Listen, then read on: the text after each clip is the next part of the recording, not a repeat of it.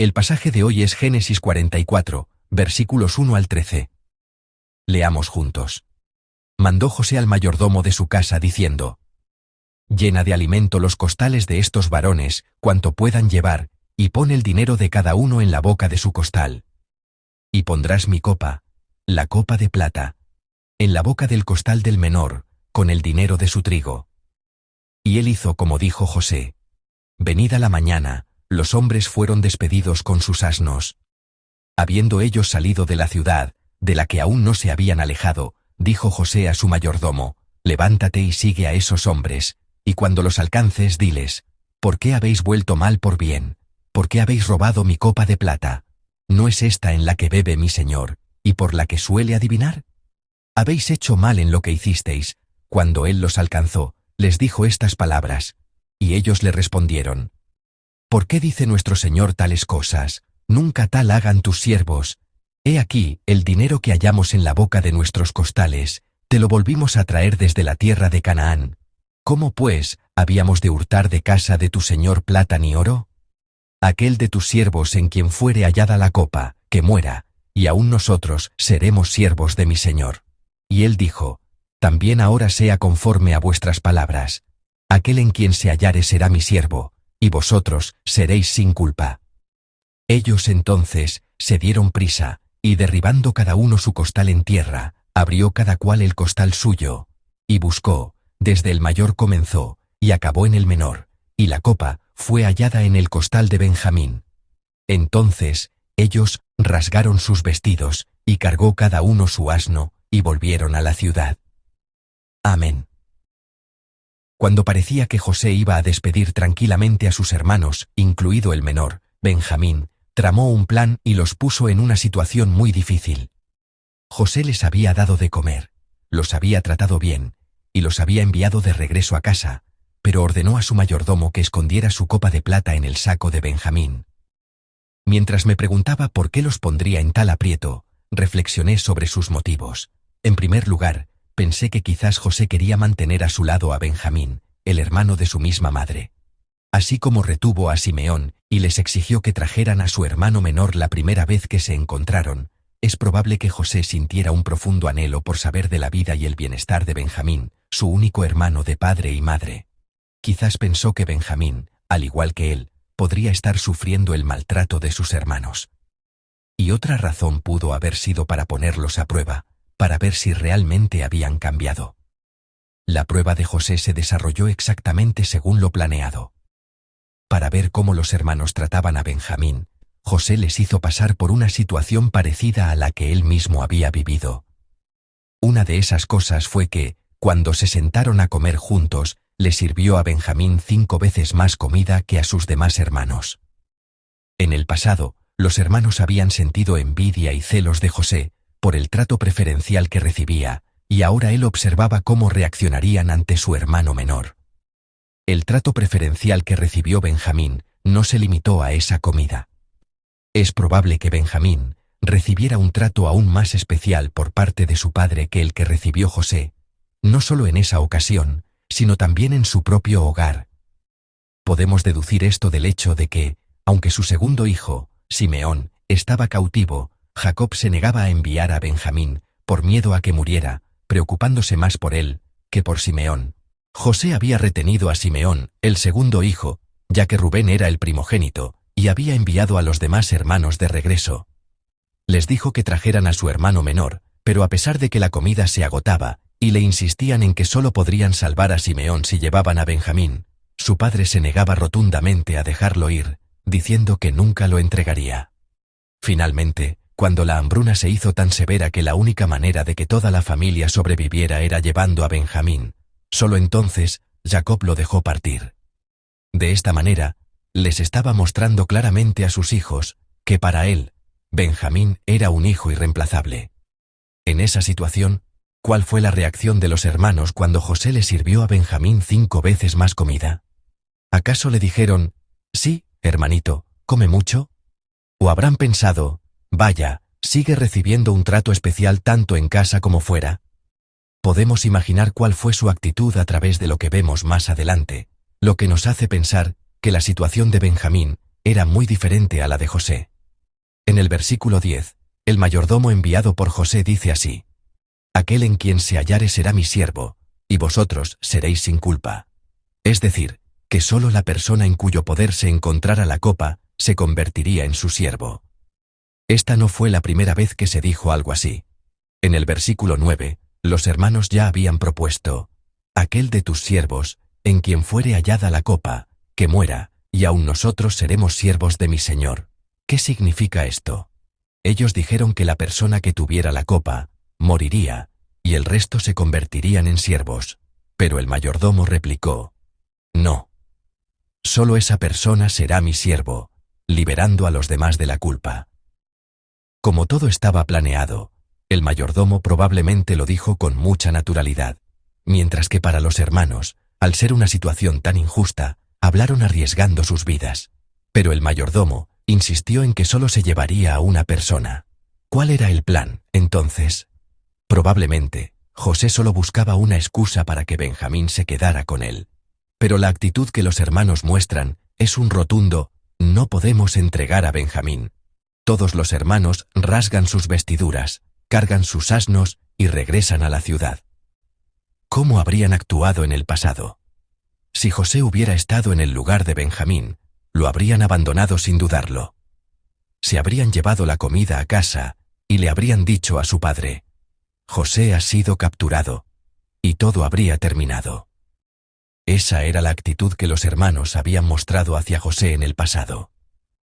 Pero con Benjamín muestran una actitud diferente. Insisten en que no pueden entregarlo bajo ninguna circunstancia. La determinación de ir todos juntos a suplicar por él se manifiesta en el acto de rasgar sus vestiduras y en su regreso unánime a la ciudad. ¿Por qué Benjamín era tan diferente? ¿Por qué la actitud de los hermanos hacia Benjamín era tan distinta de la que tuvieron hacia José? Primero, podemos pensar que José era realmente irritante.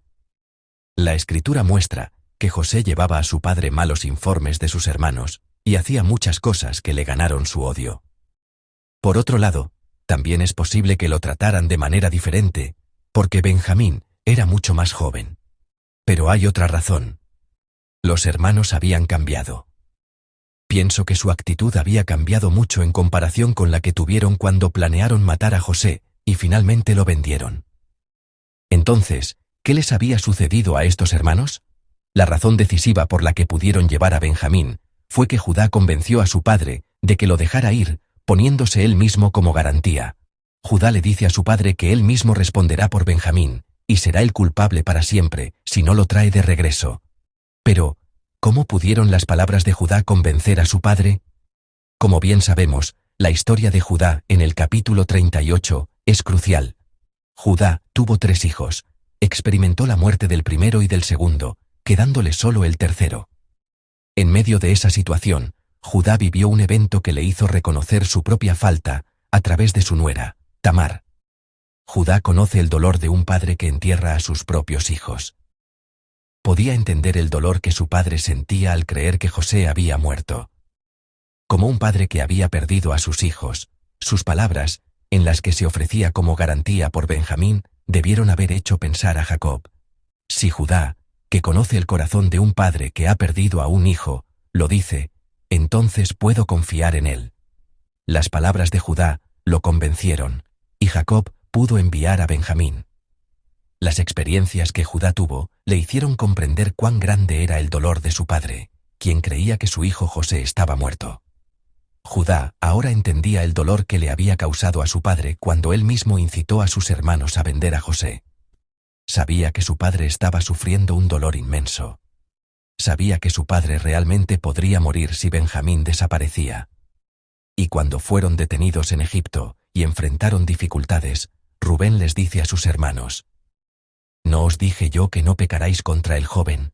Pero no me escuchasteis, y ahora se nos demanda su sangre», recordándoles una vez más su culpa. Al reflexionar sobre esto, me hace pensar que no fue la primera vez que Rubén lo decía. Rubén no era un hermano que impusiera una gran autoridad. Quizás los más temibles eran Simeón y Leví. Por eso José no retuvo a Rubén, sino a su segundo hermano, Simeón. Simeón y Leví que habían aniquilado a los hombres de toda una aldea. Debieron ser hermanos muy temibles, pero como no recibieron la aprobación de su padre, es posible que Judá fuera reconocido como el líder en su lugar. Sin embargo, esas palabras de Rubén debieron haber atravesado los corazones de sus hermanos como una espada. Y probablemente no las dijo solo en ese momento. Rubén debió repetirlas una y otra vez. Rubén fue el hijo que profanó el lecho de su padre. Se acostó con Bila, la concubina de su padre. Que profanara el lecho de su padre con ella, la sierva de Raquel, probablemente indica que era un hijo con una gran carencia de afecto. El primer hijo nacido de una madre no amada, Lea, que también lo habría cuidado ella. El hecho de que Rubén pudiera cometer tal acto con la concubina de su padre me hace pensar que debía haber una grave falta de afecto en su corazón. Una de las características de las personas que sufren de falta de afecto es que repiten lo mismo una y otra vez, hasta que su historia es escuchada. Probablemente Rubén no se lo dijo a sus hermanos solo una vez.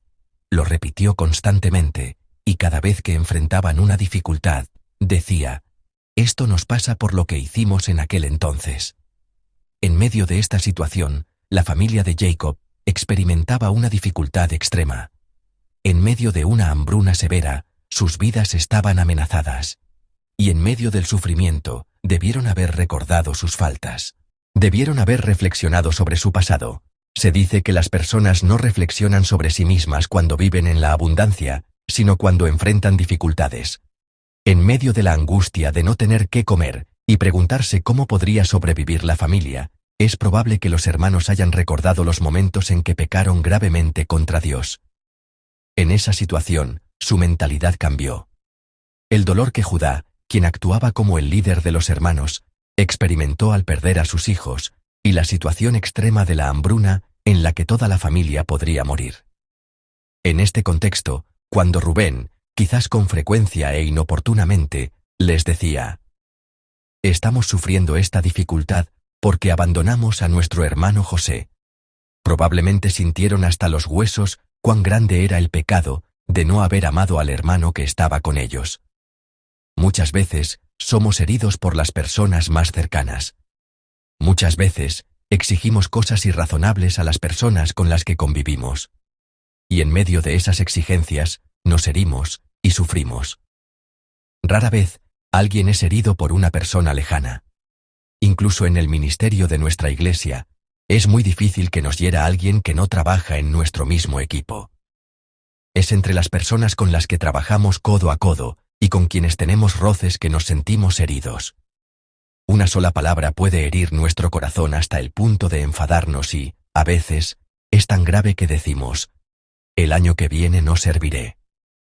Pero en esa situación, así como los hermanos reflexionaron sobre el mal que le hicieron a José en medio de la dificultad, nosotros también, en nuestras propias dificultades, debemos reflexionar sobre el daño que hemos causado a quienes nos rodean.